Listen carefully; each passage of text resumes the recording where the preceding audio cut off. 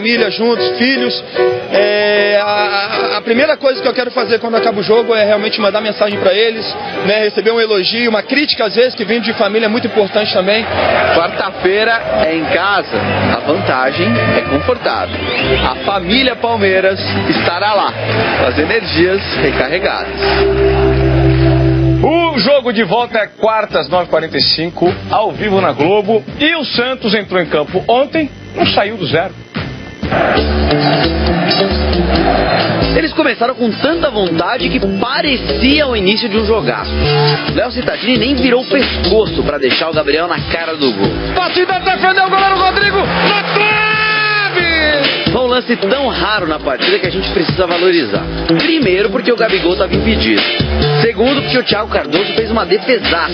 E terceiro, porque o Rodrigo tinha o canto aberto e acertou justo onde não podia. Inacreditável as chances que o Santos perdeu.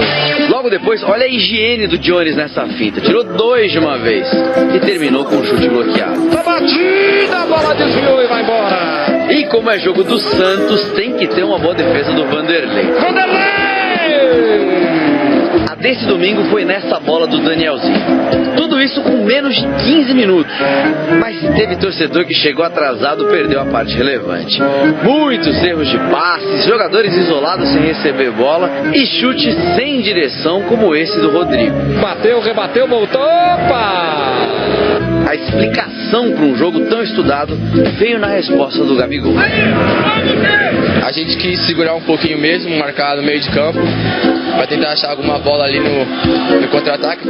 Só que nessa do Santos aguardar uma bola encaixada, o torcedor esperou e foi embora para casa sem ver um lance perigoso sequer no segundo tempo. Olha, com muita generosidade, dá pra mostrar esse chute travado do Rodrigo. Foi travado na hora H, chegou Plínio. E essa tentativa sem força do Gabriel. Tanto que a molecadinha que foi pro estádio preferiu bater bola no campinho improvisado a olhar pro jogo. E a coisa mais diferente que deu pra ver foi esse corte esquisito que o Dodô fez no meião. Então, ela tava muito apertada, cara. Fica segurando o sangue ali. Tava um pouco preocupado em ter cãibra, né? Com um campo assim, desse tipo pesado, né? Mas deu tudo certo, não deu cãibra, deu tudo certo. Quando o juiz confirmou o 0x0, só coube a eles explicarem o jogo moroso. Ou amoroso, né, Vitor Bueno? Ficou um pouquinho amoroso, sim, apático, acho que não é a cara do Santos. Na quarta, quem vencer a partida está classificado para a semifinal. E como na Vila Belmiro não tem campinho para criançada, que eles pelo menos ofereçam um jogo com mais diversão para quem for assistir a partida. Ô Vitor Bueno, o amoroso tá em Campinas, rapaz. Ó, vamos mudar de assunto agora. Na verdade continua sendo assunto de futebol, mas a gente vai tratar de uma imagem horrível que aconteceu ontem no Clássico do Rio, entre Botafogo e Vasco.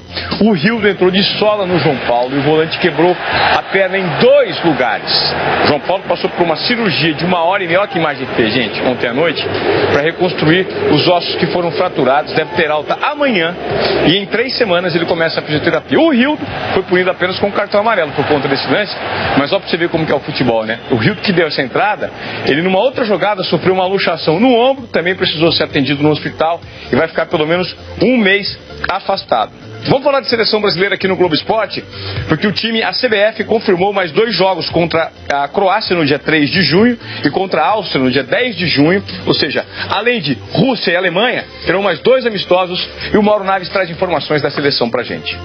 Além de fazer testes com alguns jogadores, Tite terá a oportunidade de testar a seleção sem Neymar, que está se recuperando de uma cirurgia no pé. Tite deverá optar por Douglas Costa ou Tyson, que não foram a campo hoje, para atuar pelo lado esquerdo da seleção.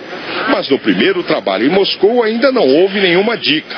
O treino da tarde foi realizado no CT do Spartak, bem ao lado do estádio, onde o Brasil vai enfrentar a Sérvia no dia 27 de junho, no último jogo da fase de grupos da Copa.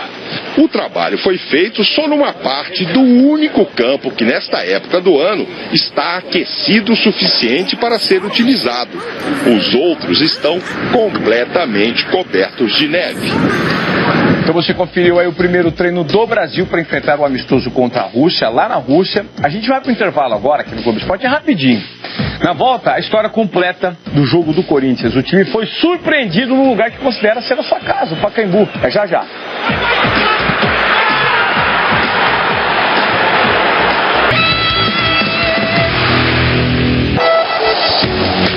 Cristiano, o time que se classificou lá apertadinho para as quartas de final? Pois bem, aconteceu.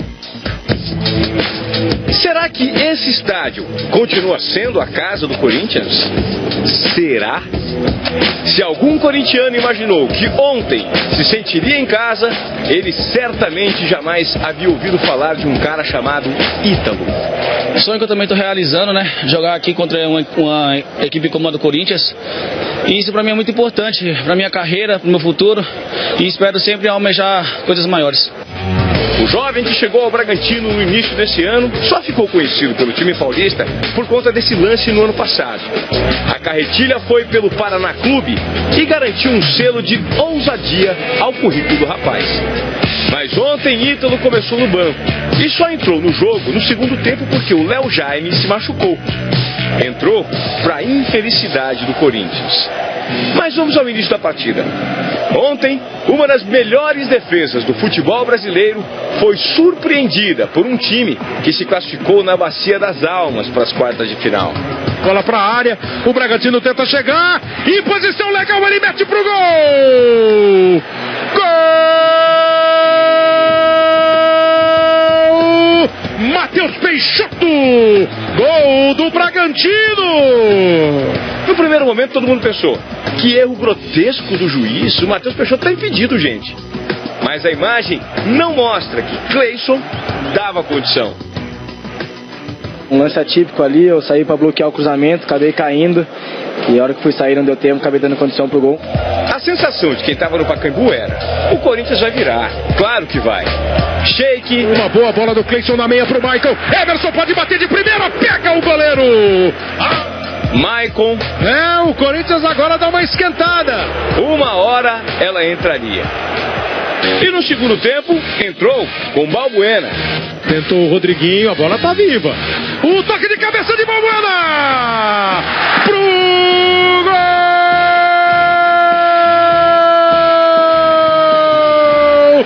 Balbuena, gol do Corinthians! O Bragantino reclamou de ação faltosa do Romero no goleiro Alex Alves. E realmente tem, Cleber. O Romero impede a movimentação do goleiro Alex Alves. Com tudo igual no placar, o que ficou evidente é que o Bragantino se sentia completamente à vontade com o mando de campo no Pacaembu. O Ítalo, então, nem se fala. Na jogada do segundo gol, ele se livra de dois marcadores na esquerda e conta com o rebote para o meio do Cássio. Gol! Vitinho! Gol do Bragantino! Vitinho, Bragantino de novo na frente. Acho que a atenção que a gente vem tendo sempre nos jogos, acho que hoje faltou um pouco.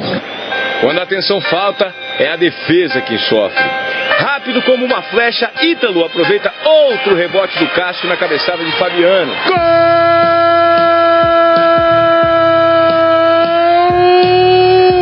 Ítalo! Gol do Bragantino! O Corinthians sofria o terceiro gol. Algo que no ano passado inteiro só aconteceu uma única vez. Foi contra o Flamengo, no momento em que o título brasileiro já estava garantido. O gol do Pedrinho aos 42 do segundo tempo não tirou a sensação de que o Bragantino foi muito melhor. Mas as perguntas que ficam são: e aí? O que aconteceu ontem? A defesa do Corinthians não é mais a mesma? Ou é o time que não se sente mais em casa no Pacaembu?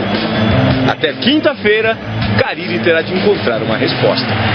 A decisão fica para quinta-feira. A gente jogando em casa, vamos tentar fazer nosso resultado. E a equipe deles vai vir com a mesma proposta: bola parada, marcar forte. E a gente vai ter que tentar superar para conseguir a nossa classificação.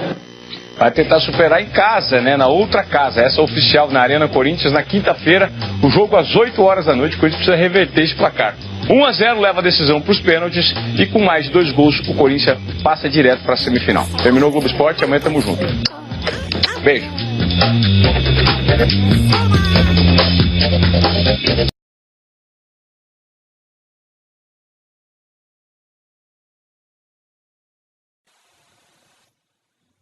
Difusora 55, a rádio. Difusora.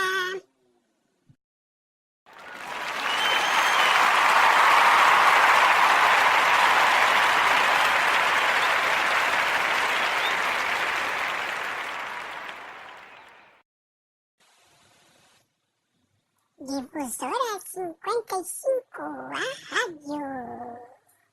Difusora.